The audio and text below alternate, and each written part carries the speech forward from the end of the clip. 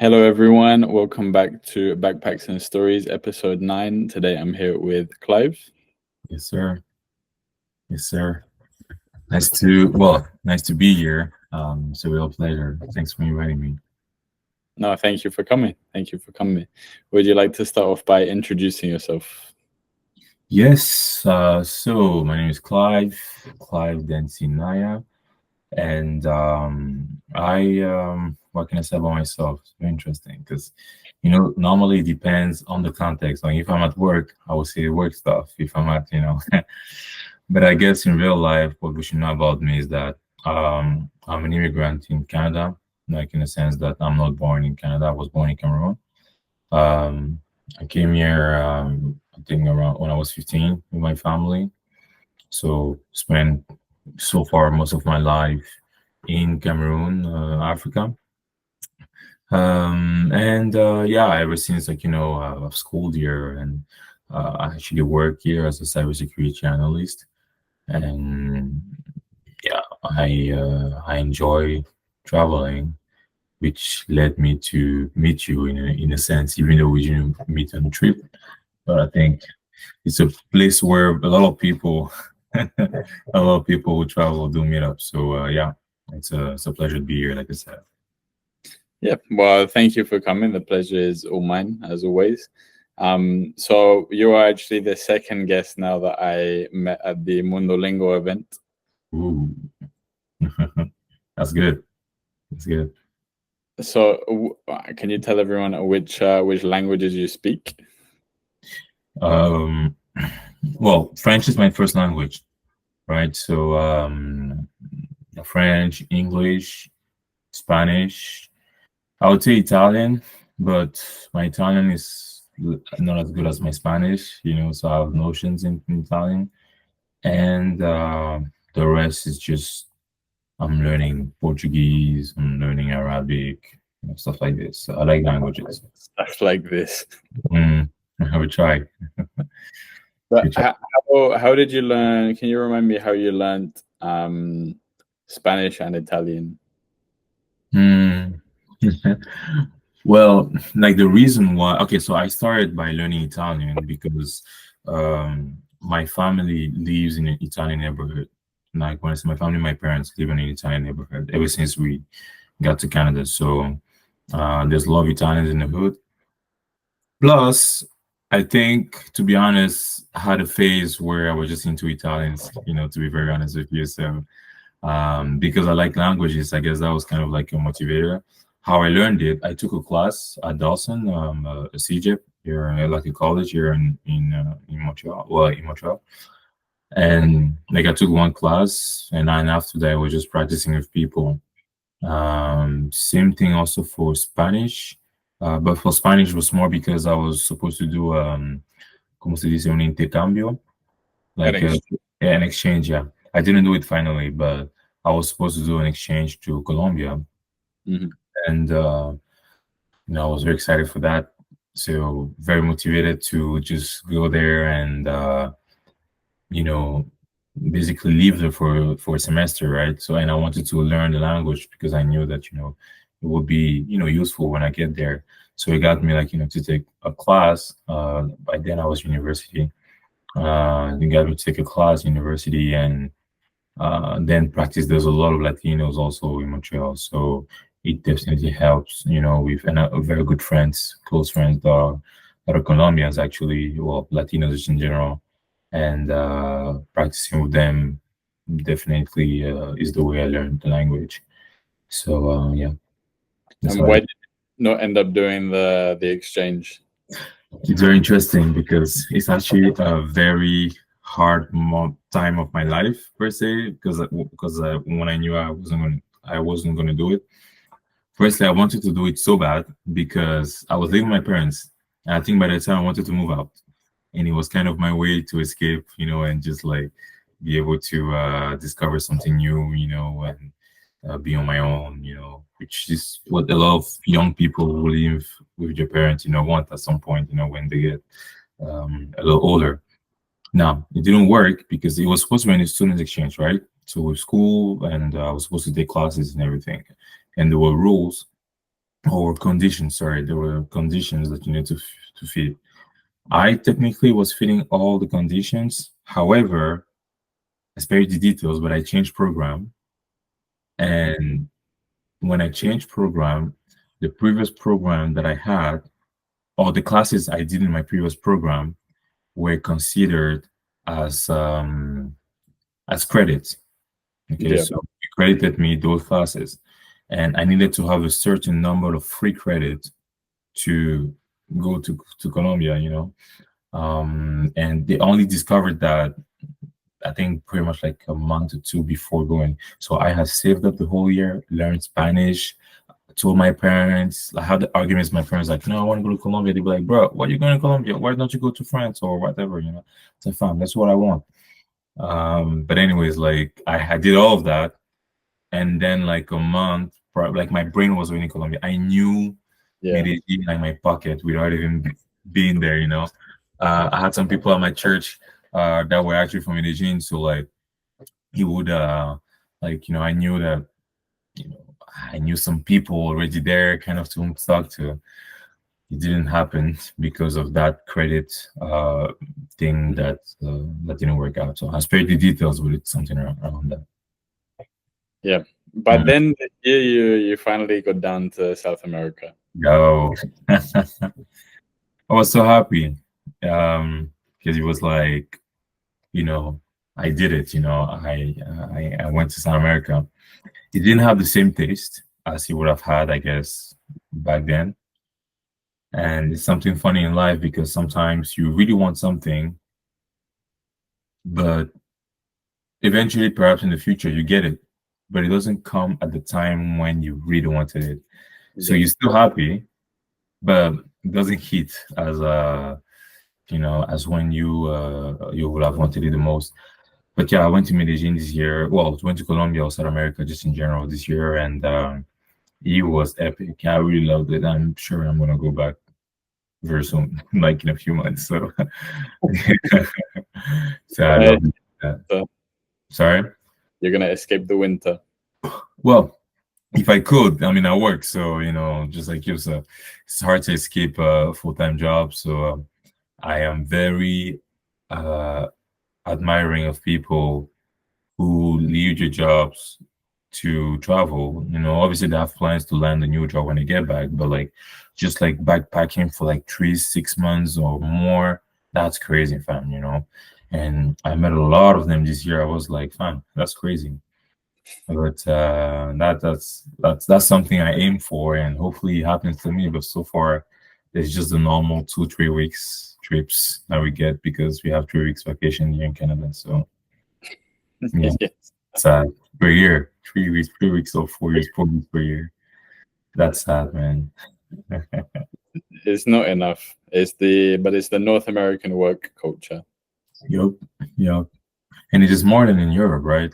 Like, I mean, I know inside of Europe, it's definitely more chill, but then I don't know, like when it comes to the northern part of Europe, like what do you think is a culture when it comes to work?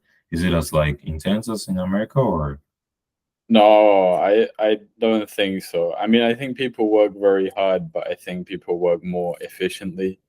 Mm, Time is more respected. Sadly, for the UK, I think that's definitely going the other way. I think after Brexit, and because they are values that the EU promotes specifically, mm, the EU promotes people's health and free time being very important things. mm, And obviously, when a country leaves that union where there's certain regulations and those values are no longer shared, and the government that we had been governed by, and even now the one that we have, I don't think they're going to make many positive changes. But for example, in the UK, the legal requirement is 5.6 times the number of average days per week you work. So for most people, that means 5 times 5.6, which is 28 days per year of holiday, wow, nearly 6 weeks. that's a lot. I mean, a lot by Canadian standards. I mean, But in the same way, it's not, because you think out of the whole year you're working for all of Mm, it except 6 weeks. it's true. It's true. I mean, I'm biased because, I've always worked, in this system. And I'm very much like, when it comes to macroeconomics and just like society as general social economies and everything, Mhm. I think, we need to work, fam. Like the economy needs that. And obviously, it sounds like, we don't include very much like, our well-being, with that work culture. But I think, you know, those 6 weeks it's a very generous offer. Even though by Canadians, but by our standards here, Yeah, obviously.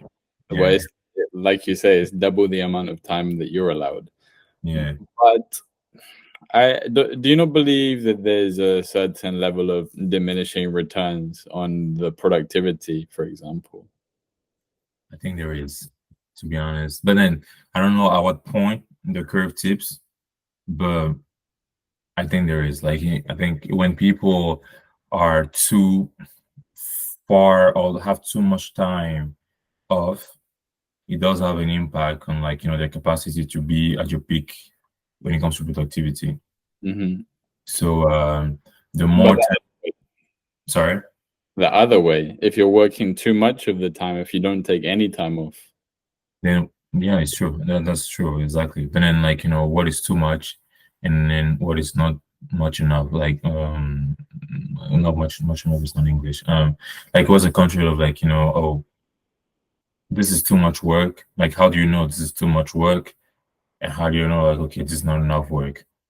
And obviously society has to define that, but also take into account like how much does a country need to be productive to sustain its expenses, right? So it can go into a big conversation, but then like obviously every country has like different expenses, right? And they will need different kind of like um how do you say that GDP. GDP, I think GDP is a term. They will need different kind of income if you want, entry income because of like the different expenses. Like UK spends a lot of money compared to like I don't know Malta, for example. So I don't think Malta needs to work as much as like people in the UK, because they don't have the kind of like expenses that uh, the British have, or the Americans or whatnot. So it will make sense that they work less. But then the UK being the UK, they need to, it's kind of like uh, a guy that has a lot of expenses. Mhm. He has a wife. He has a car. He has a house. He has this. He has that. A lot of responsibilities.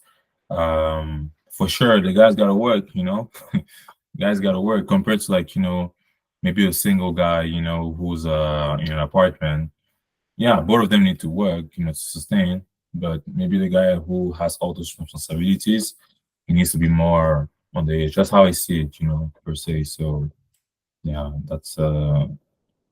yeah, that's just me getting into that topic. Yeah, no, we talked about this before we were going to get into. Yeah, perfect. We did. No, but it's a very good point, and it definitely depends on the expenditure that the liabilities each country have. Mm-hmm.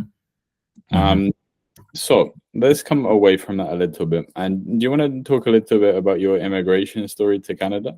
Mm-hmm. For sure. So like I said, I came here, I was 15. Um, I came with my family, so like my dad, my mom. I have one sibling and two sisters. One sibling, one brother and two sisters, sorry. So three siblings. And so we're four, and I'm the oldest. Okay. Um, yeah, so we came here in 2013 per se. And I don't come from a rich family. I come from a, I would say, an upper middle class family. Like, we were okay. Um, and when we came here, it was a big change. I, I know at first, we were supposed to go to different countries. Okay. So my dad used to work abroad. So the plan per se was like, to go where he was working, like, to leave where he was working, he worked in different places. But because of the fact that he was changing countries, I think the conversation, I wasn't in the conversation with my parents, but like, I think the conversation for them was like, it's going to be too expensive for us, like, to move country to country, like every year, every 6 months or whatnot, So, basically, we stayed in Cameroon, and so I pretty much, to just an extent, stayed with my mom. Like, my dad will come maybe every month or 2 weeks, depending on how far he was. Hmm. To visit. So that's kind of like my upbringing, how it was. So it was really more my mom who was there. She was a lawyer, and then my dad was he's always been a financial guy, like like accountant per se, if you want, but with responsibility, if you want. So that's the kind of family in which I grew, Christian family. And when we came here, my parents obviously told me or told us that it was for the kids that they were doing this because like um, for themselves, like they are good enough, to think for themselves. But then the odds for the kids, just to make sure that we have as much chances as we can, for success in the future. Whatever success is. They rather do this move to go to another country like Canada. So, and so yeah, so that's how we came to Canada. And I remember because I was younger, I was kind of skeptic of coming to Canada because we were supposed to go to different countries. Like I said, we were supposed to go where Yeah, my dad was supposed to be, but we never went. So it was kind of like promises, but that would never happen, Because I was getting excited to like, live in another country. I've always liked that traveling and stuff, like just I guess just like yeah, so when my parents told me about Canada, we were young and we were just like, bro, like, please, I'm not gonna tell it to my friends this time because every time I would tell my friends and then I end up not going anywhere and they were like, what the heck, man, you just like a liar, fam. Like stop doing that. So I didn't tell anyone. And then when my parents confirmed that, okay, yeah, like we're literally going next week, I was like, oh shit, like really? Okay. So I went to tell my friends, they were like, bro, you're a liar and everything. I was like, no, no, no, this time it's actually for real, And so that's how we left. Um yeah, it's a very interesting period because just talking about it obviously makes me nostalgic a little bit about the past because I to certain extent I really love my life, back then. Um and when we got here, it was in December. So winter was there already in Canada. This year was already there. So and it was very different because when we got here, obviously we didn't have any house. We were staying with an uncle, like if you want a family friend, not an uncle, but a family friend who hosted us for like 2 weeks, if I'm not mistaken, before we found an apartment in the Italian neighborhood that I told you about. hmm So that's how we went through. So for a moment, for like 2 weeks, there were two families living in a three-bedroom, and that was like 12 people, pretty much. Like no, like 10 people living in two bedrooms. In three bedrooms. Sorry, hmm and it was very interesting. Coming from the fact that we came from a place where everyone had a room.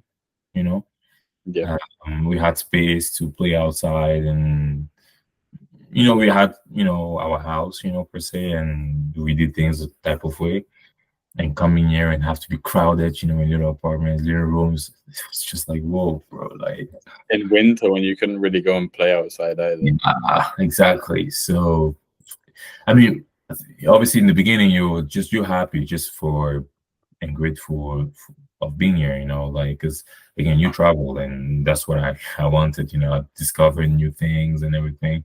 So in the beginning, it was really, really nice. Um, until I think when I went to school, when I started going to school, I think my integration was a little you went to, I'm a people's person, like I like talking to people, I like getting in touch with people and everything. But I think because I had just come from Cameroon, I was very I don't know, maybe I just saw it could be seen that I'm different, like you're an immigrant, you just came, and so it's different when it comes to integration. Thank God I already spoke English. So I went to an English college, so it was easy to connect to talk to people. But then talking to someone doesn't mean you're his friend. And I had no friends, and I wanted to make friends, right? So it was an interesting process because, like, I wanted to fit in, kind of, but it was hard.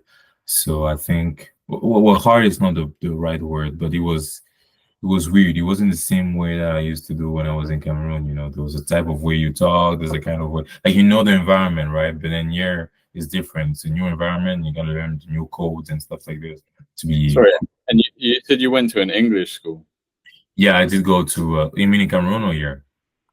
here? Oh, yeah. I went to an English college. So we call it CJEP here. It's like a pre-university, like before you go to university. Between high school, it's like this 2 years, 3 years school that you go to.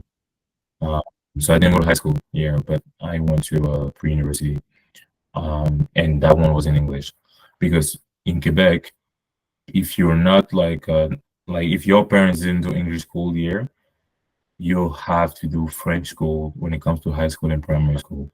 But then you can choose if you want to go to English pre-university or French university. Hmm. Uh, I went to English because in Cameroon I was doing English anyway, so it was just continuing what I was doing.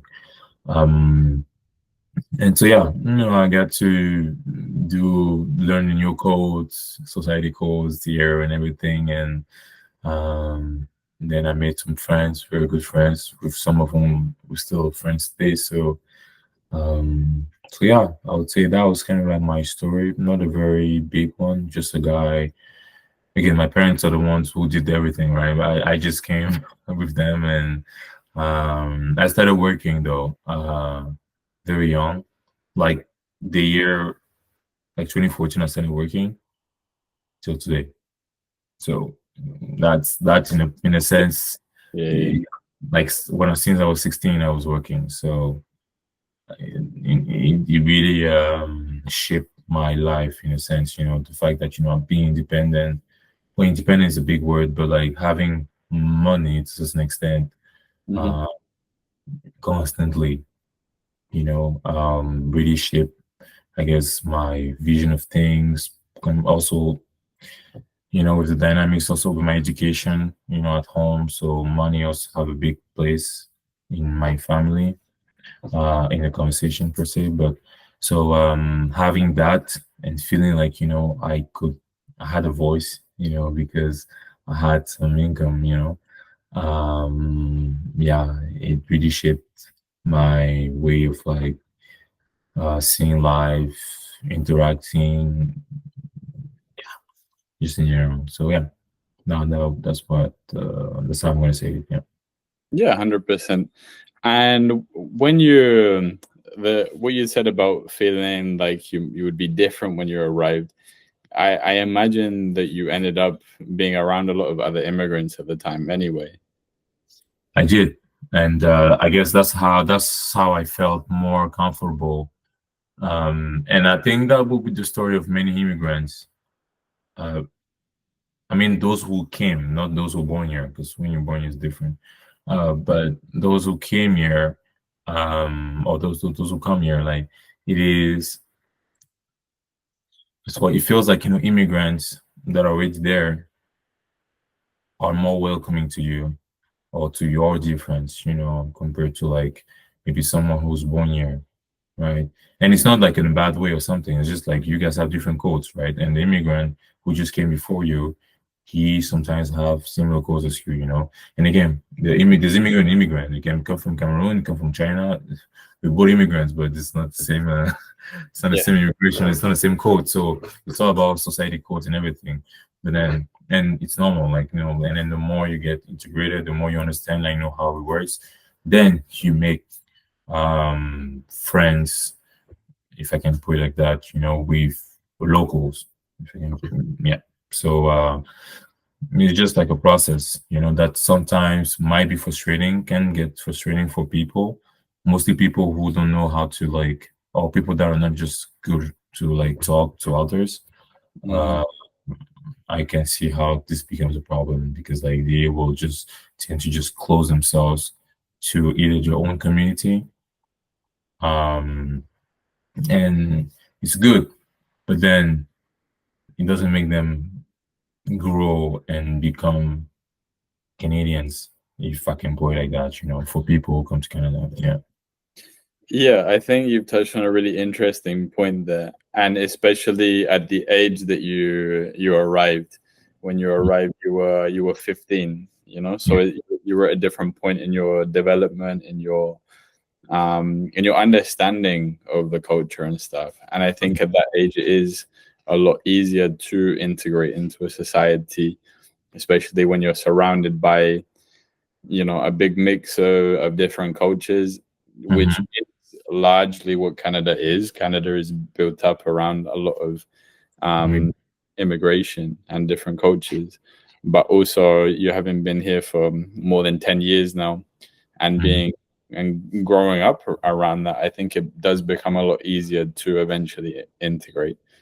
That's But right. do you have many good friends, would you say, who are born Québécois? Uh, Many by number, no. If I by percentage, I would say no, because most of them are immigrants. Because many people are immigrants in Canada, but I think it's also because Québécois people usually are francophones, like they speak French. Okay, so like you go to French schools and stuff like this. I haven't been going. I didn't go to any French school, for example. So the Québécois that I will meet will be kind of like outside, maybe at sports, like playing football, soccer. I mean, or um, when I go to like the places where I go to the most, they are not there. Also, just few of them are there. Hmm. Because again, it's like I went to English school, and English school would be a lot of like locals, but like Canadians, Anglophones, or Italians, or if you go talk about the black community, Jamaicans and Nigerians and English, Irish people. So that'll be more like the people like I met. Sorry. English and Irish.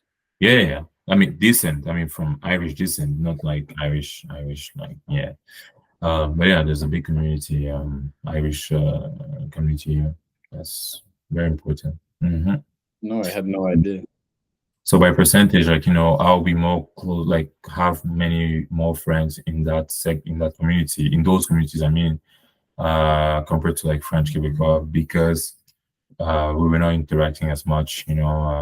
But when I started working, that changed because I worked in, like, for example, a bank, where um, it's a mix of, like, locals, immigrants, and stuff, and I got to know more of them, and but then the age gap also, when you work, the people you meet, the people you work, I mean, are sometimes on your age group, people like 40 years old, 45 years old. I'm not in that age group yet, so it's kind of like, yeah, I meet them, but we're not quite as like because we're not in the same stage of life, but really nice people. But I do have um, quite a good number of like Quebecois friends. I guess I'm really intrigued about the whole like Quebecois identity, and especially from your perspective as someone who has integrated into the community. Hmm. But it's really interesting for me, who is considered Quebecois, who is considered Quebecois, someone who's born in Quebec, but to any of the the descendants, like you said, of be it from whichever country, are Mhm. they considered to be Québécois? That's a very good question. Um, I think it depends who you ask, okay? Because um, to someone who is not born here, no, someone, sorry, to someone who was born here, okay, or a white Quebecois, he will have a certain definition of that compared to like someone who immigrated and became Quebecois by the fact that his status, he went through a process. Hmm. I for myself, I think a Quebecois, something that would identify a Quebecois will be the accent. First of all, accent is really important. I don't have it, so it's already becomes a problem, But that was also because of the environment that I had, like if you didn't go through like if you didn't the word I don't know what's the word in English, but if you didn't mingle, if you know, or if your environment hasn't been like If you didn't immerse yourself. like immersed or surrounded, if you haven't surrounded yourself like with Quebecers, like it'll be hard for you to pick up on certain terms and everything. So I think there's also there's an accent, there's a mindset, um and expressions, like the language if you want. So on that part, like visually, like you can tell, okay, this guy, like if I'm in South America and I listen to someone um having a certain accent or using certain words, I don't even need to see him. He can turn out to be black or yellow or whatever it is, white. I would just tell like, yo, there's a Quebecois guy behind me. That's About how that's my brother. But yeah, so obviously if you ask to a white Quebecois, he might have another definition, which is okay. It's um I guess French. Oh, French, obviously. Yeah, French. yeah, Actually, the first. but I think what is, for example, was really interesting to me is that I say the majority of the people of Montreal and probably the rest of Quebec are well speak French, Hmm. but for example, someone who is Quebecois Anglo who speaks perfect French, Hmm. he's going to be treated differently by the Quebecois potentially, not everyone. But Okay. for example, I went on a tour when I first arrived here, and so I've got two examples in this situation. So the Mhm. tour guide, he told me he took a tour to Ottawa, Okay. and he went to a cafe and with a group of French people, and they spoke to him in English because they could hear that his accent. He was from Montreal, but then Hmm. the French people they spoke to in French Hmm. because it was different. Yeah. So that's from Ottawa, and I understand it's different there as well how it works with them in French and English. On the other hand, someone else I know, his mum is French, but his dad is English, or maybe the other way around, You're French. You mean French from France or Quebecois? Quebecois. Okay. Hmm. And people speak to him even when he speaks to them in French. He speaks fluent French. They speak to him in English because they can tell from his accent that he's Quebecois Anglo, even though he's half French. You know? I see. Yeah. Yeah. It's I think it's a blurry thing here in Quebec. And I'm not the one who says it. It's like even when it comes to the government, and like the policies that that they because okay, we have a ministry in Quebec to protect the Quebecois identity, so primarily like to keep the French language going on, because it's very easy to lose it because we're the only North American, well, you only, yeah, North American province that speaks French. every other US or Canada, everyone speaks English and everyone comes here. So like everyone is bilingual. And it's very easy to just like use your English side instead of like French side. Okay, so it's a very blurry thing. There's a very blurry line about like okay, how do you make sure that Québécois identity is being passed on like to people? But I'm also like guilty of that. Like for example, when I was working in fast foods or whatnot, and I'll hear like a customer like speaking French but with an accent. Bro, I can speak both languages. I'll propose English, because I know you speak English, and it might be easier for you.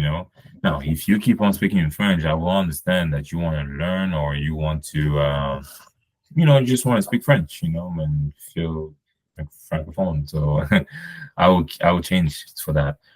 But it's I don't know what to say. Like it's just weird because it's for someone who is perfectly bilingual, I don't have that problem because when I speak French, but French is my first language, so you won't propose me English even if I don't have the Quebecois accent.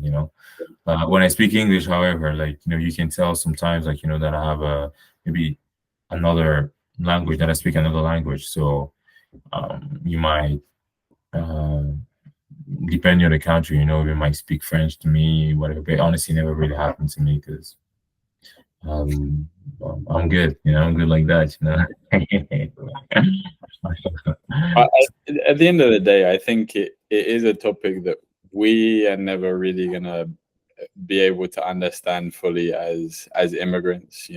Their Quebecois identity is something that is specific to them, and obviously to some people it matters more, and some people it matters less.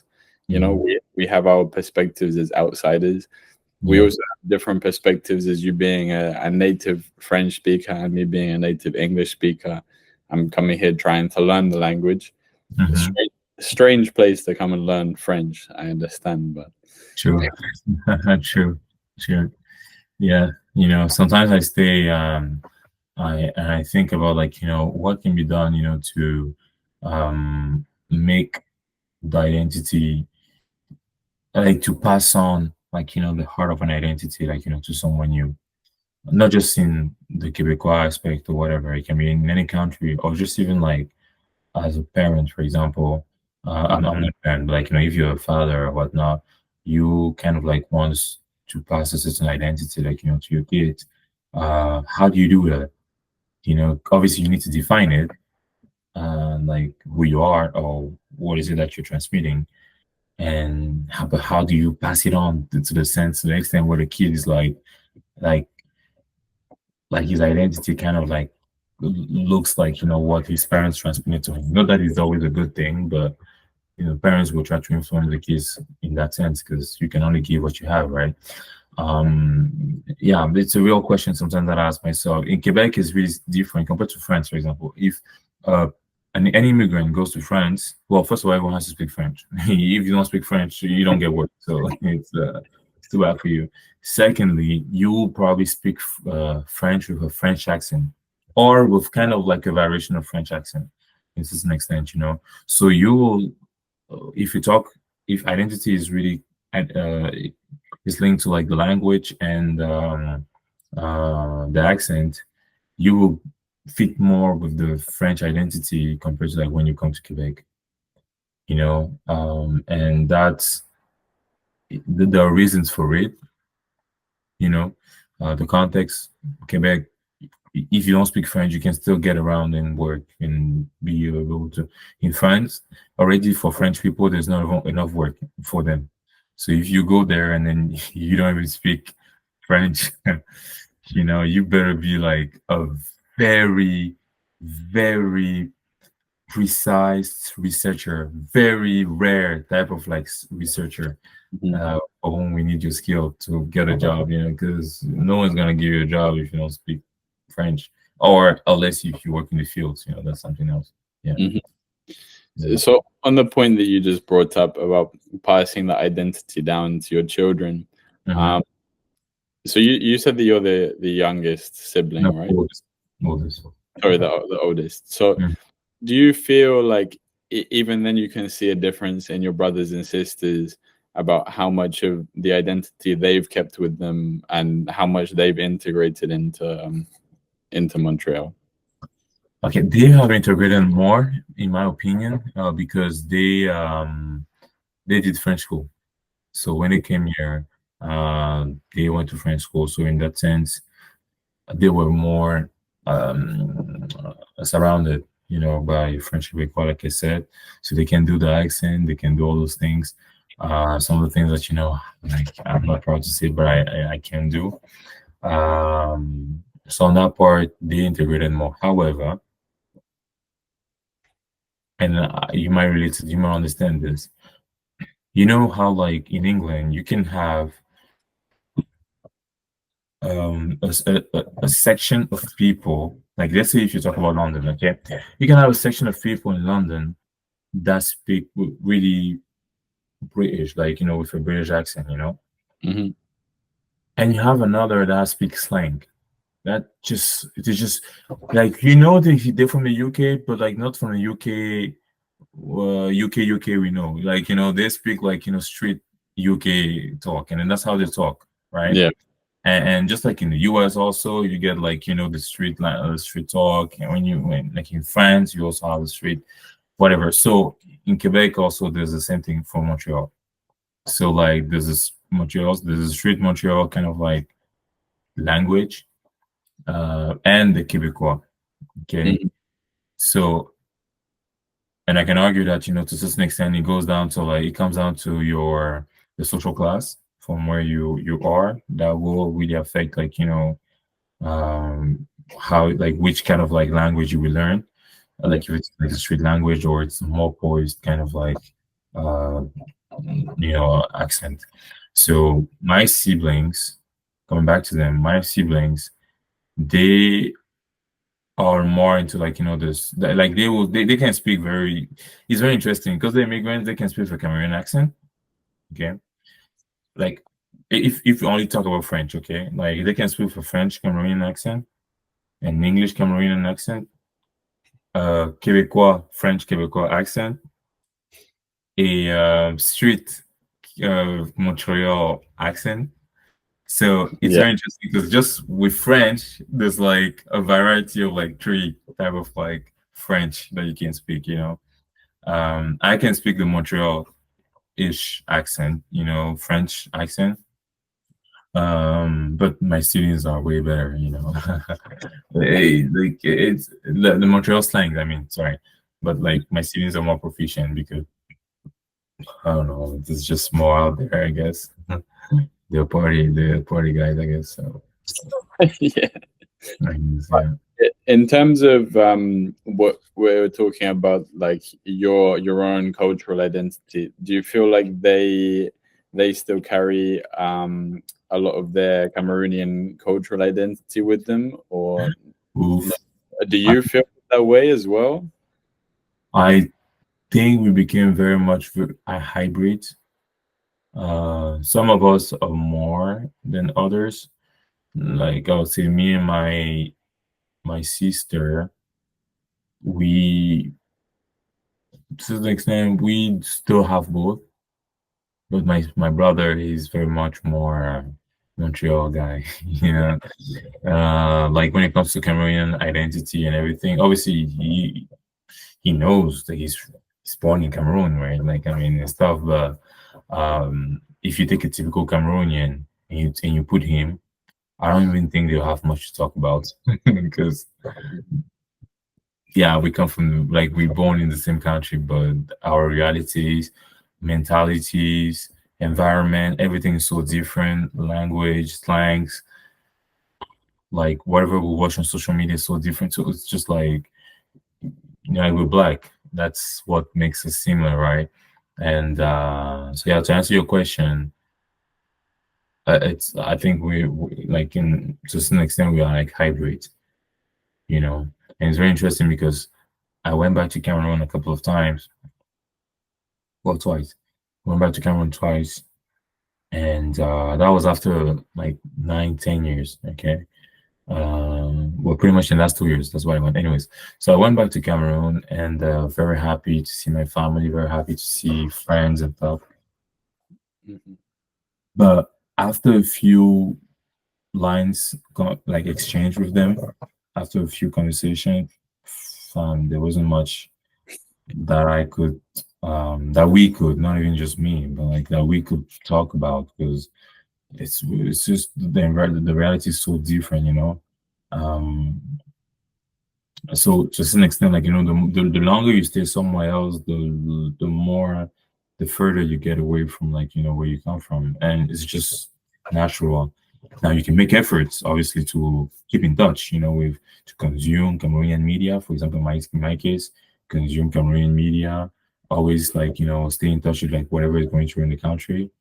But I ain't got that time, bro. Like I gotta do what I gotta do for my own environment, Like I don't work there. I don't go there every year. And so yeah, it's very interesting because I was even having this conversation with another Cameroonian friend the other day, and we were talking about like, the differences that are there between like Cameroonians in Africa and Cameroonians from the diaspora.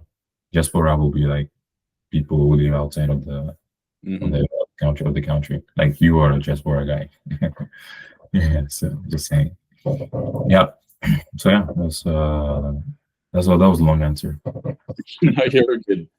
No, but you brought up a really good point that we it's hard to balance between our perception of our own social responsibility that Mm-hmm. we feel like we have to stay informed about our own countries and global politics and whatnot. But at the Mm-hmm. same time, there is only so much we can do in terms of those things. And if you live that kind of life, spending 24/7, keeping yourself informed, it does become very depressing at the end of the day. Yeah. And especially when you're there to go and see your family after so long and enjoy your time, you don't want to be talking about that all the time, you Yeah. know? Yeah.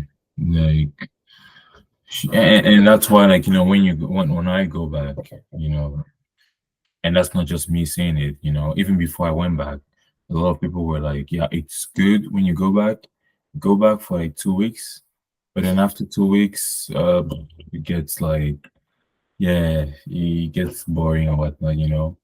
Or you go as long as you have money. Because if you have money, you can go out partying and stuff like this. That is always fun. You don't need to talk. You just have to party, right? But when the money finishes and you actually, well, yeah. So my point is that there's actually this thing that people actually told me that, yeah, 2 weeks, usually 2, 3 weeks maximum. After that, like you just can't stay anymore. You gotta go back to where you're more yourself. You know. Mm, And it's very interesting because like in the African community, there's a lot of people that come to the West, if I can put it like that, and they make a life there, and then but there's somewhere like they still they aspire to go back to Africa, right? To live, like to go back and develop Africa. It's a real sentiment that people of the diaspora will have. Now, the thing is that you being so long away from your mainland, if you want, like if you go back and you're not even able to have conversations like with the locals there because you became so different in your mentality and stuff like this, how are you gonna go back and say that you're gonna live there and develop there? It's kind of like mm, it doesn't match.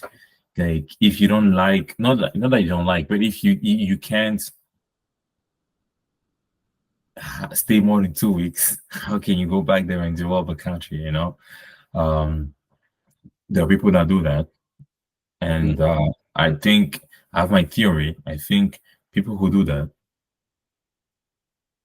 no, that's not true. But anyways, I would say like people that come here and that are still very much in touch with your main country after so long, somewhere I think is because their integration, like with other communities, didn't go as not that it didn't go as well, or maybe they didn't want to or whatnot, but like they like when they came here, they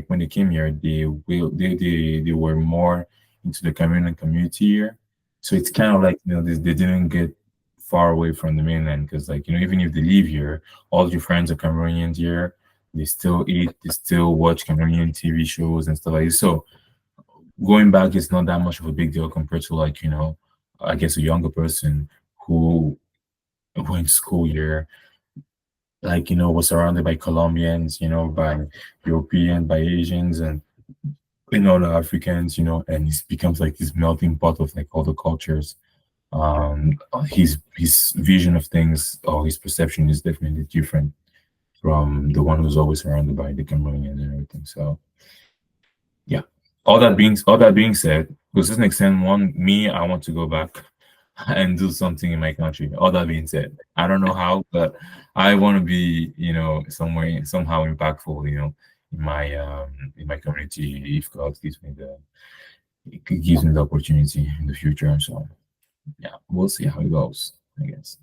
Well, I wish you the best of luck in that, in finding what that project may be and making it happen one day. And I think even because you feel like right now it's not, right now you don't feel like you could pass such a long period of time. That doesn't mean in the future you might start to disconnect from the culture and the life that you've built here. Mhm. You came to this country and you've already seen it start to changing a lot in these last 10 years, and I'm sure it's going to change a lot in the years to come, and so will Cameroon and so will the rest of the world in their Mhm. own respective ways. So just because right now it doesn't feel like it doesn't feel like a reality, like it could be a possibility, and that doesn't mean that it's written out of the future either. True, true. Yeah, you do a great teacher. You've been a teacher before, eh? Like when you I, went to right? I am I was teaching English in Colombia, and then now I still teach English online. There we go. That's right. Yeah, you can feel it, man. The guy is good. No, I'm not professional. Well, that's even better because like professionals usually are very tied up. So yeah. So you're good, my G. But on the back of that, I also feel like there is some inherent risk of like us wanting to make changes that we feel are the right changes to make that our countries need. I feel like there are problems that I want to fix in the UK, for example, but Mhm. that doesn't mean that even though we might see it so clearly from afar, that doesn't mean that the rest of the country or the city or the region or wants that change or feels like they want that change or is ready for that change. Do you understand?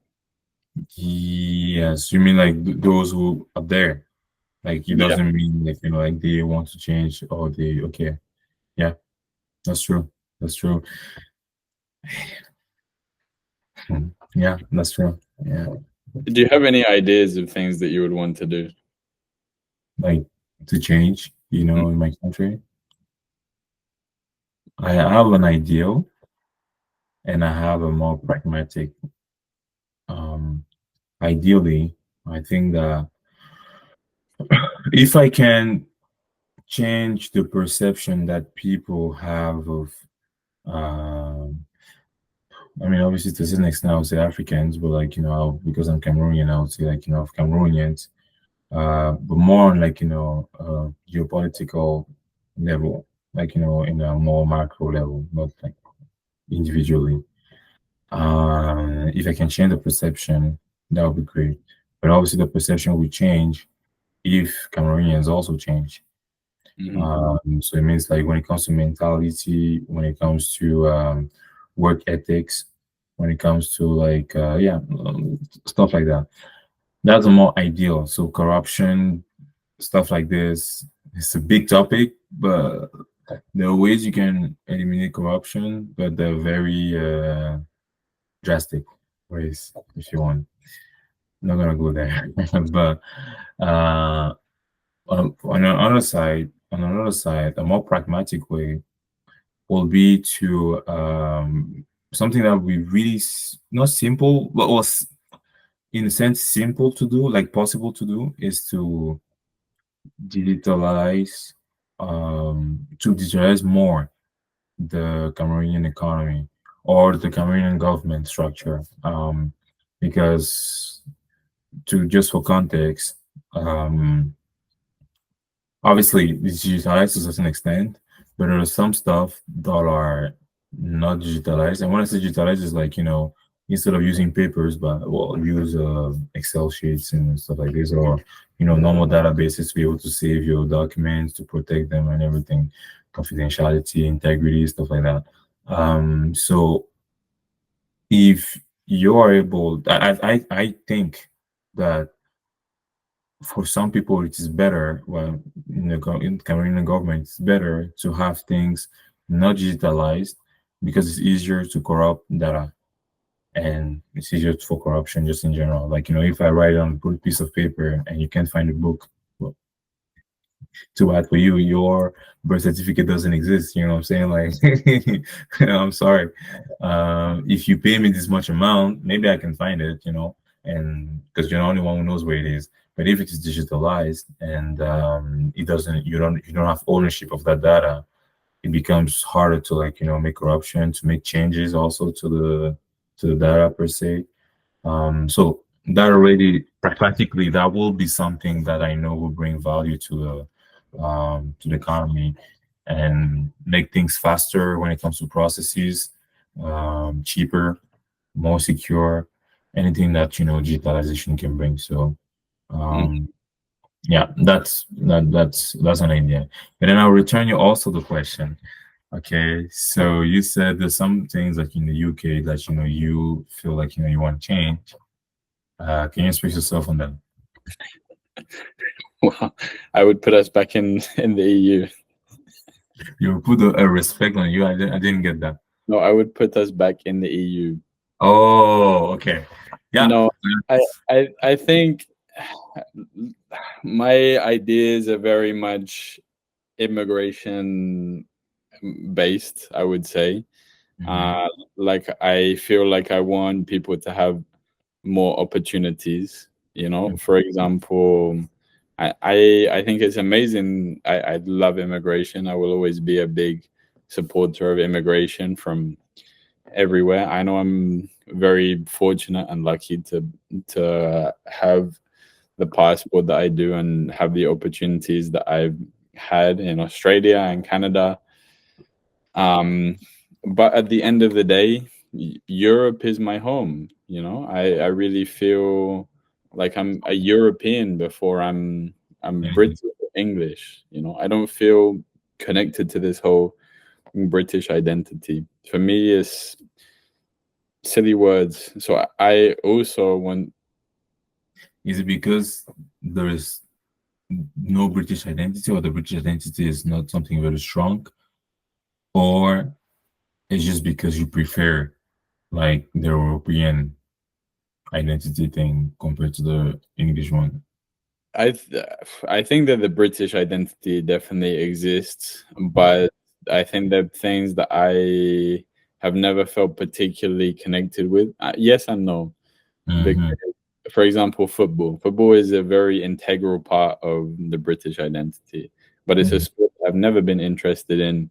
I've at the couple of games I've gone to see with friends or family, for the situations I enjoyed. I don't enjoy to go and watch a sport and support a team. Is I'm not interested personally. Mm-hmm. Another thing, the royal family. Ah, No, no, they are. Fundamentally, I don't agree that there is a okay. family with so much money and power that they're Uh-huh. born into that. I understand that these people don't choose to be born into that family, Yeah. and I understand. realistically they don't have so much power, but it's impeding on our democracy, you know. Yeah. And I don't like this. I've never understood it. I've never enjoyed it. You'll ask any of my friends or family from my life, and everyone will know how much I hate the royal family, hate the monarchy. We should have done it when France did it. Well, I mean, I mean, I'm not British, so obviously my opinion on this might not be very, but I think the royal family is you guys are better off with the royal family than without them, even if they, they eat a lot of taxpayers' money, but also bring in a lot of money, to the economy. So But this is the problem that I have, that I don't think that if we got rid of them, that wouldn't just disappear. All of that tourism wouldn't just disappear, because all of those cars. though you take a hit. I, I don't think it would take so much of a hit, because all that history is still there. All the hundreds and hundreds of years of history of the royal family is there. All of the buildings can still be there. That Yeah, doesn't point. Yeah. it doesn't take away. I understand this is a big argument people use. They generate us so much money. I think people would be surprised that they don't actually generate us that much money, and that wouldn't necessarily just disappear because they are no longer in control. But another big problem I see is they are one of the biggest landowners in the world, you know? Mm. And even if they may even if generally speaking that land is public use land, we're still paying for it as the taxpayer. And in my hippie ways, I don't think people should be allowed to own so much land, ridiculous amounts of land that Point. covers all over the world, not just in the UK, but there's land all over the world, all over the Commonwealth and the former colonies, So that's number two, part of the British culture. And then I think the other things, I appreciate that we have created a lot of media. We've been very influential in the Industrial Revolution, and we've been very culturally influential with our humor and our music. And some of those things I do enjoy, not all of the time, and I appreciate the impact that they've had on the world. But I just think now those things are very archaic, and we need to. For me, the British identity is all about integration and welcoming all the new cultures. London is a very one of the most multicultural cities in the world. You know, um, and I feel like we need to change our values in accordance to that. Because I was gonna ask a question. uh, Maybe I'm losing my thoughts here, but because you were talking about like the fact that there are things that you feel like you will want to change, even if like you appreciate a lot of things, you think one of the best things also will be is about like welcoming like new cultures, like London being one of the most diversity culture like seasons in the world and everything. But aren't you, and maybe that's a conversation that maybe that's a question I asked you in the past, but like aren't you scared of like um diluting the identity of what it means to be British? Like in a sense that I know many countries or many people are kind of like concerned about immigration because of the fact that when you allow a lot of like difference in your home, it does have an effect on like your future generations, like in a sense that um, they will not relate to you anymore because they will be very different. And I'm not even just saying this in the aspect of a country, but also even in the house. Like let's say if you have let's say you're married to a woman from another culture, um, the people, the TV that you watch is from another culture, the food that you eat is from another culture, the religion that you practice is like different, that of like your kids is different and everything. At some point, it does like um, the the heritage perhaps that you have. Okay, you will not be able to pass it along because like you're coexisting with like all these cultures and like you need to as by the time they're there, you need to respect them, right? And you cannot like overshadow them, with your point of view or your culture. 'Cause at the end of the day, culture also affects your perception of the world. So don't you think it's important to a certain extent to keep that? This is a very big, loaded question because I I have lots of different perspectives on this. Sure. I I mean, I don't like I don't intend on living there again. So I think Mm, I do have a biased perspective in terms of the influence that I've had living abroad. For the last 5 years, I've been living with people from different cultures, and for me, that's a very important experience about traveling. That I want to immerse myself in as many cultures as I can. So even when I'm not able to physically go and travel to other countries, right now here, for example, in Montreal, the people around me are mostly Latin people, not exclusively, but it's the people that right now I'm connecting with in my life. I like to speak Spanish. I mhm, have other friends. Um I have a couple of French friends. I know you. I've met other people at Mondolingo, but um like in general, I think it's so important to immerse oneself, and like I want my children one day to have a similar experience, be able to meet people from all over the world, to have an understanding of what people enjoy from other cultures. mhm, And yeah, of course there are things that I want my children to learn one day, to be able to see some of the TV shows, listen to some of the music that I've grown up with. mm, But I don't think that's everything about a culture. And I think that all of those things aren't just going to disappear. Everything that's happened has already happened. Everything that we've done has already happened. Those things always are going to exist. Where because of the digital age that we live in, it's not like, for example, an example being in Nazi Germany where they had burnings of the books, and there are thousands of books that would have existed that we will have no idea about because they were burned. Now mm, everything's digital. We have copies of everything going mhm, for the last 50 years, yeah, you know? Not true. everything in the last 50 years, but a very, And very percent. mhm, okay, a good answer. That's a good answer. That's a good answer. I think um,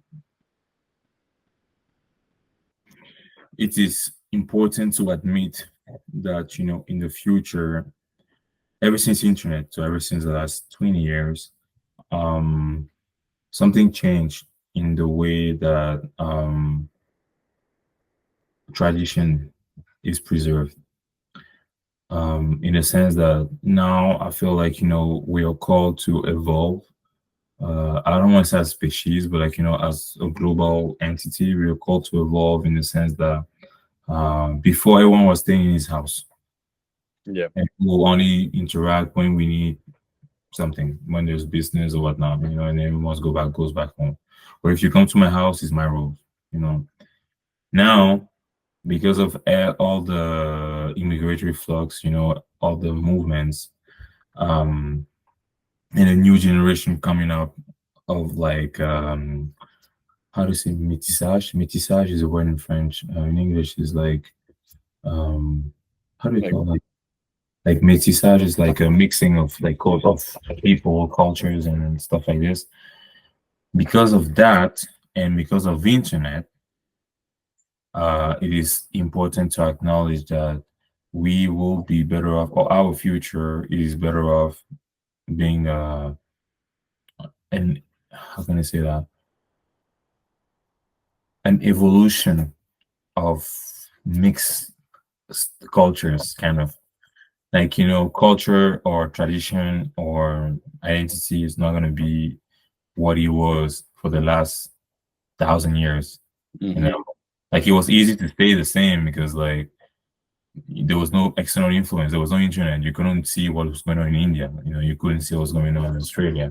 Now I can literally pick up my phone and know exactly what's going on in fucking Japan. So it's kind of like now a Cameroonian who never left Cameroon, he can literally live like a Japanese from Cameroon, and fucking speaks Japanese. So it's like yeah, that itself has to push like the future, to evolve, and to change in a sense.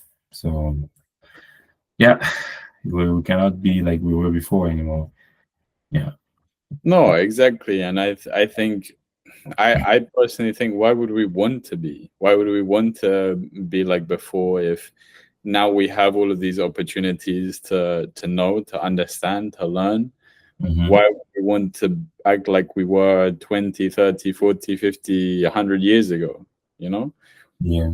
we have I to adapt with the culture. We have to adapt. I think there are people, like, that's a very good question. And for some reason, I think I've never heard that before. Why do we need, or why do we want to be like what it was in the past? Like, why do we want that? It sounds like an obvious question, but actually, I've never heard that question before. I've never been, I've never heard it before. And I told you that's I ask good questions. Yeah, I told you, you're good with these things. It's really thought provoking. I think I'm gonna be asking this to my friends, to be honest, because you know how like there are many conservative people that want things to be like in the past, Hmm. right? And but why? You know, I tend to be um like a hybrid in the sense that like I do think identity is really important. Identity is really important. Like when you say who are you, it's important like to have a an answer that resonates with people. Yeah, You know, like if I give you too much of a strange answer, you will be scared of me, or you will not want to hang out with me, or you will not relate to me. Like if you tell me like who am I tell you I'm like a I'm trying to find some weird mix, but like instead of telling me that, oh, I'm Canadian or I'm Cameroonian, something very straightforward that you can digest as information, I tell you I am a citizen of the highest place in the southern part of the universe. I don't know, some weird shit like that's very like I'm a mix between like the west and the east. That's proud like fam. Who the fuck are you? Like just give me an answer. And my point here is just to say that identity is important. Part of me like does believe that identity that people can relate to is hmm, important. If you say like you're Cameroonian, what does it mean to be Cameroonian? Are you able to define that? Like if you're not able to define that, then why do you say that you are that? At the end of the day, when we say who are you, do we just want to answer to the question as like, oh, I'm a citizen of the world? It's cute to say that, but yeah, but who are you though? Like where are you from? I like Like to say that. yeah, I mean, I like to say that in certain contexts. Like, if I go to Mundo Lingo, it's good because it's the perfect place to say that kind of shit. But like, we go to work, you go to an interview, be like, oh yeah, like where you from? Like, who are you? This is not the world. You're not getting that job, bro.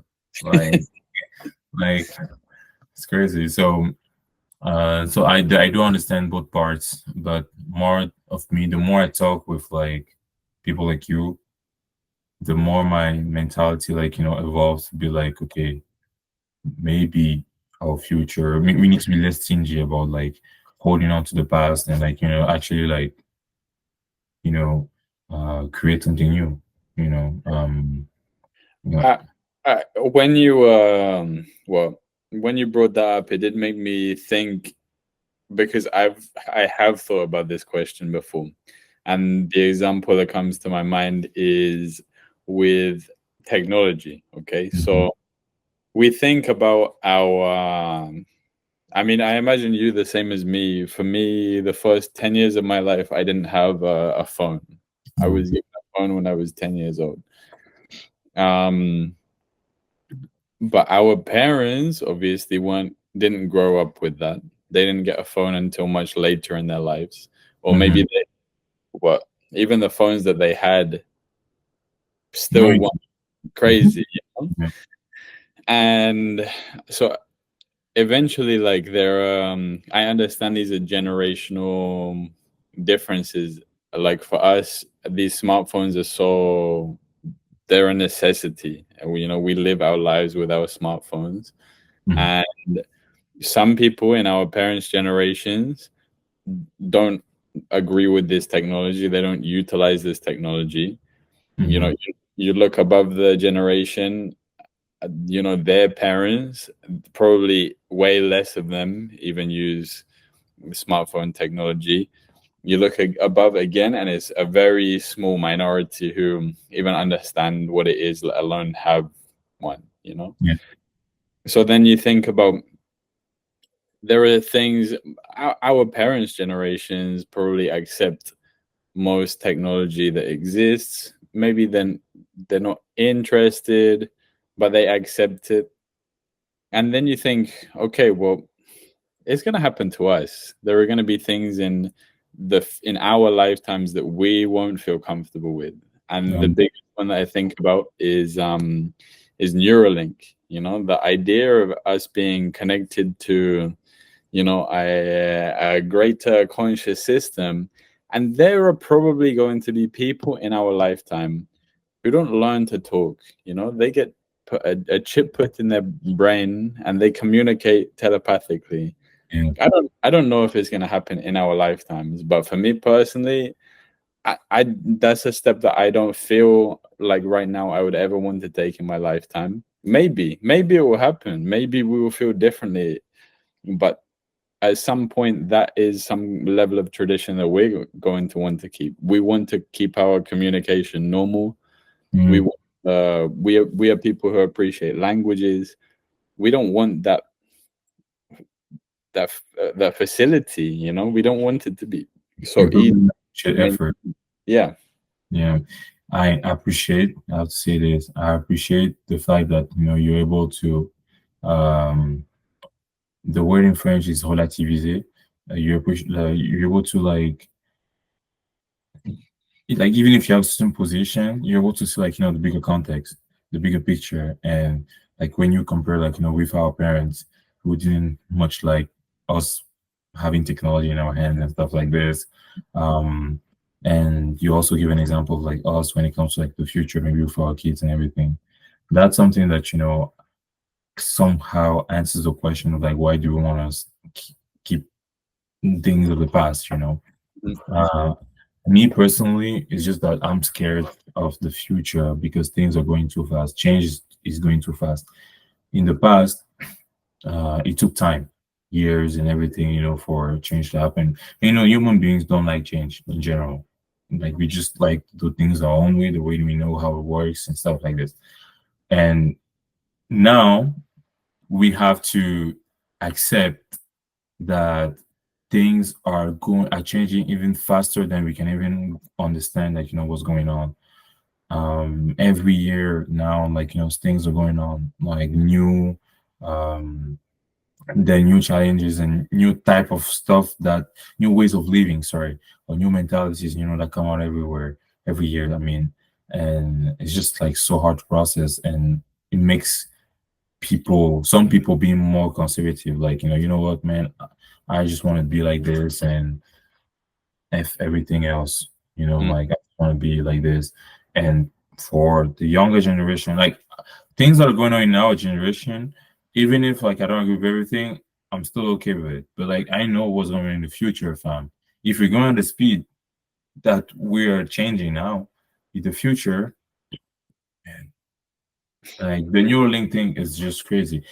It's just crazy, and it's just an example. I can see the good and bad things. Obviously, the Neuralink comes from a good intention. Well, Uh, whatever, half exactly. So, because at the end of the day, the people that have the dementia, stuff like this, Alzheimer and stuff. Well, Alzheimer is from a dementia, but like people that have dementia, that that will be able to use that to regain certain lost, like if they couldn't talk, when it's really advanced, they can't even talk. They're just like vegetables, like now they will be able to do stuff because like that circuit will be able to like help them. But the telepathy thing, it's just information is good, but too much of it or too much of anything is bad. mhm. And the future, the way I see it, just promises us more information and too much for us to be able to process it in a way that is like um, good to make good decision. Like if I have so much information, it's actually easier for me to make a bad decision rather than having like maybe a subset of that whole information and just focusing on that. So yeah, like the future, am I very optimistic for the future? I think the end of the world is not very far from now. Not gonna lie. Really? Yeah. When I say not far, I think maybe in 3 generations from now. Like, That's still now that's too very close. Yeah, that's too very close. But like I think three, like 300 years from now, like the end of the world will be, um, yeah. but Except if what do yeah. you see as the end of the world? Hmm. Well, I think human beings are stupid enough to nuke each other. A nuclear wasteland. Yeah, a nuclear wasteland. Obviously we can talk about like we can think of how do because how do you call this show? The zombie thing. Ugh, The Walking Dead. Sorry. Yeah. But anyways, I think if it isn't for nukes that kill us all, it will be the Earth that will be like basically not good enough for us to live in it, and people will just die of like different type of things, pollution, and that's why we were talking before, like the environment thing becomes more important for me because I feel like okay, this thing is actually for real, and the little gestures that we do now basically buys us time for the future because we are literally, anyways. So yeah, 300 years for me sounds very close. I'm probably wrong on this, but I guess none of us will be there to check to check if I was right or wrong. So maybe this video will last, and someone looking in the future will be like, "Shit, this guy said it." Yeah, imagine you were the one who called out the apocalypse. That's right, and it's sad to say that, but I think the more we go time, the more things that will kill us than that will save us. And logically speaking, it doesn't look good for humanity per se. So yeah, what do we do with that? Do we keep on living like we're living, or we try to think about the way, because we're talking about future generations, right? Yeah, that is the thing, and that was, like I said earlier, it's about finding the balance between keeping ourselves socially educated to a Mhm. responsible level, but not letting that over consume our lives. And I give a lot of props to the people who do that for their whole lives, who are full on activism, Yeah. who really fight for the things they believe in, because it is a really depressing life, and they are really important things to talk about. Some of them, not all of them. I think some people have their priorities in the wrong place. Yeah. But in general for us, it's really hard to keep that balance between thinking about all this negativity, and we have to enjoy our lives as well. We really do, because we don't know how long we're gonna get, Yeah. um, and we have to make the most of the time that we have. You see, that concept of like enjoying our lives, first of all, it's a very Western concept, because when we say that enjoying our lives, it really promotes egoism, like pride, self. It really promotes self, like Hmm. ourselves. Like man, I'm just gonna like I know anyways tomorrow I'm gonna die, so I'm just gonna like Yeah. live as the best as I can and everything, uh, which is a good thing. But like I said, too much of something is not good, and I think that's me. Okay, that's not for everyone, but I think life has more value when you serve others. Okay, so not everyone obviously is called to serve others. Some people are called to be served. So it's good for them, I guess. But life for me has more value when you serve others, when you're able to not think just about yourself, but also like people around you, people your surrounding, whatnot, family, whatever, community, and the concept of serving others and the concept of like living your best life and everything can go along together, but um, usually when you say both of them, they usually go apart. Because this one that promotes like the serve, then this one that promotes like um, I would say community or like helping others. And I know that not everyone is religious and everything, but that's the I guess even if religion or faith or whatever God people have out there, exists or don't exist. One thing that I do appreciate in religion per se or religion doctrine is the fact that to me it does promote that dying of yourself and then like the growing of like serving others. You know, Hmm. you don't live for yourself first, you live for others first. Which, in a sense, extreme again. When it's extreme, it's not good. But when you do that to a certain extent, like if you think about a good father or a good mother and everything, it's someone that doesn't put himself first. He puts his children first. And yeah, what was I going with this? I don't even know. But my point was just like, I just want to bounce on like living our best lives. If living our best lives can also have the definition of like serving others, that will, if just a portion of people on earth do that, maybe like the earth is not going to be destroyed in 300 years. Maybe it'll be 400 years. I don't know. Yeah. I I think the thing is, I don't think the problem is the proportion of the people who do that. I think it's the proportion of people who do that in the first world countries. I think in the first world countries, we live so much more of a selfish life. Mhm, Um, we neglect to take care of those around us, and I think that's something that the majority of the world does. In mhm. general, not everyone's perfect, of Yeah. course, but I think everyone for for a lot of the world, people, the most important thing is that you're there, you have a place to sleep, you have food in front of you, Mhm, which here is neglected to a certain extent, I think. mhm, And I think here in the countries that, I believe those problems should be sorted out from the top at the government level. mhm, We should never let our citizens fall to that when we have the powers to do it. We have the money and the resources to do those things. mhm, Then we should. And in the other countries, I understand that, for example, especially in South America, I think, there's a big warm welcoming culture to anyone and everyone. They look out for people because their Mhm. government don't do it, you know? And I understand that's a whole nother conversation about holding your government accountable and stuff. But That's right.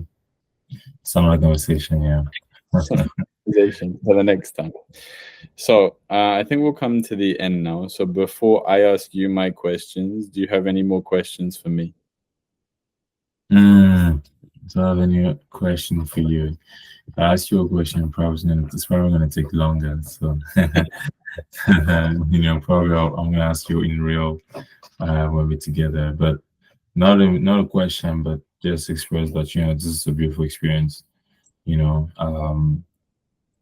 Mostly because we discuss about everything and everything and our point of views, and we can be honest and transparent. Like, we don't have to be on the same page, but when we're on the same page is also a very good thing, so Mhm. it's a very pleasurable experience, at least to me personally. So thank you for inviting me. No, thank you for being here and giving me this time. And I've had a really good time. Really enjoyed this chat. And Mm, again, we haven't actually managed to speak this much in person. Even though the time we spent in person, we had a great chat. We weren't able to talk for this much time. So I really appreciate that. sure. It was fun. Okay, so the three questions I have for you today. The question from the last guest is, if you could be born as an animal, which would you choose and why?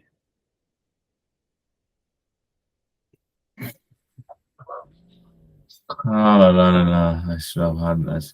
Well, normally in Cameroon, like, the animal that we have that represents Cameroon is a lion. But I don't feel very lion-ish, to be honest. Um,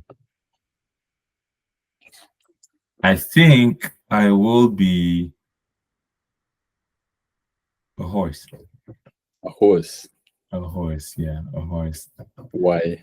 Because the horse, um, he helps people.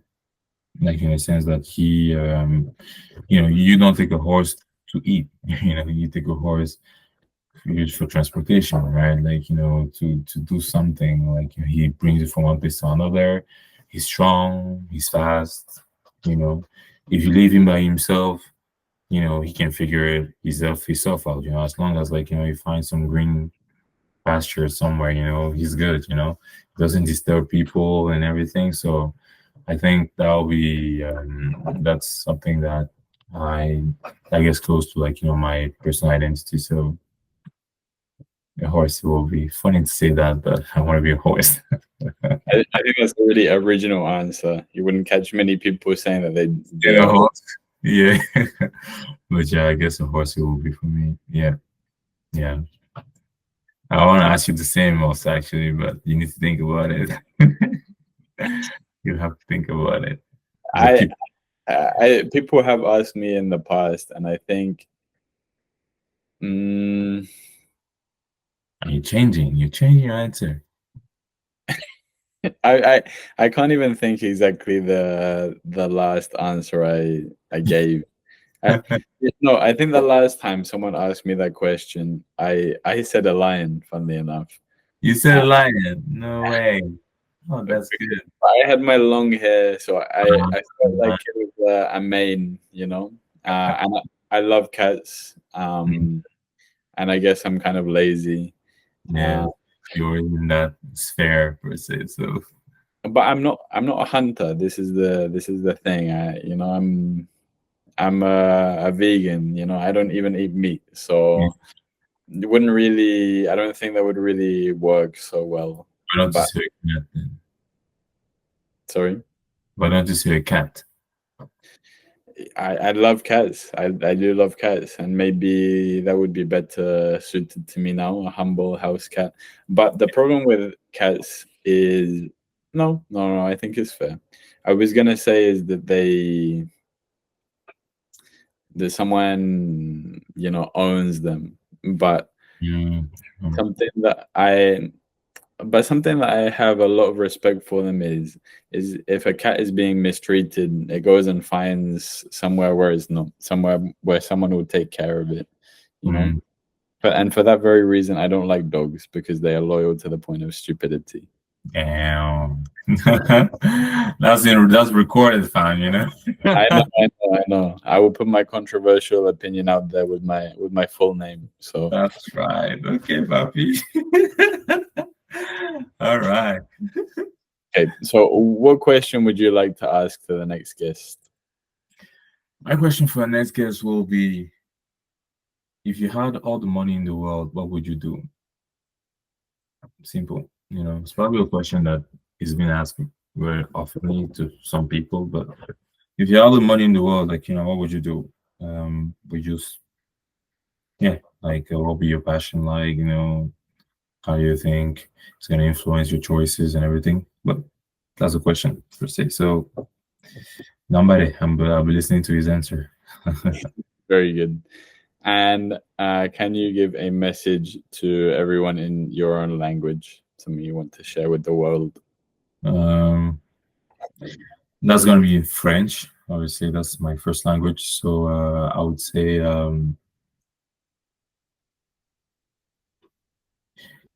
il y a un verset dans la Bible qui dit que il est bon que I don't know how to if I should actually express it, because do I need to translate it after, or yeah. More or less. Well, en gros, il y a un verset dans la Bible qui dit que il faut que on puisse mourir à nous-mêmes et qu'on soit capable et que Dieu puisse grandir en nous. Donc, pour qu'on soit capable de pouvoir servir les gens le plus possible dans le monde. Et si on veut que les choses avancent, si on veut que le demain soit mieux, il faut que on se met dans une position où on va servir les autres. Donc, essayons ça. Yes, sir. So basically what I was saying is really just about, like, the serving thing earlier. So like, if we are able to think more than ourselves, it doesn't have to be the whole world, but it can just be like two people. It can just be like one more person than ourselves. This world can really, it can be a really nicer place. It's a really nice place. Yeah, a nicer place. It's a Very good. Very nice message to finish it off. Thank you. Well, again, thank you very much for your time. Merci beaucoup. Ooh. One of my, I don't know, 2 of my 100 words of French that I know. Well, it sounds very. If I have to say something, to a certain extent, if I didn't know where you're from and everything, and we hadn't met in a place that was very loudly, like Mundolingo, I would have said that you may be South African. I don't know. You give a very South African vibe. Yeah, Yeah. yeah, South African vibe. Even how you talk, the way you pronounce certain words, it sounds like an African talking, or like it sounds like you have another language, like you have another first language. So in that sense, an African can fit description. Well, a journey is pending to Africa. So There we go. Maybe we'll go together. Who knows? yeah, man. That's right. Well, thank you everyone for listening. I hope you have a lovely weekend. This has been episode 9 of Backpacks and Stories. Take care. Take care. Bye.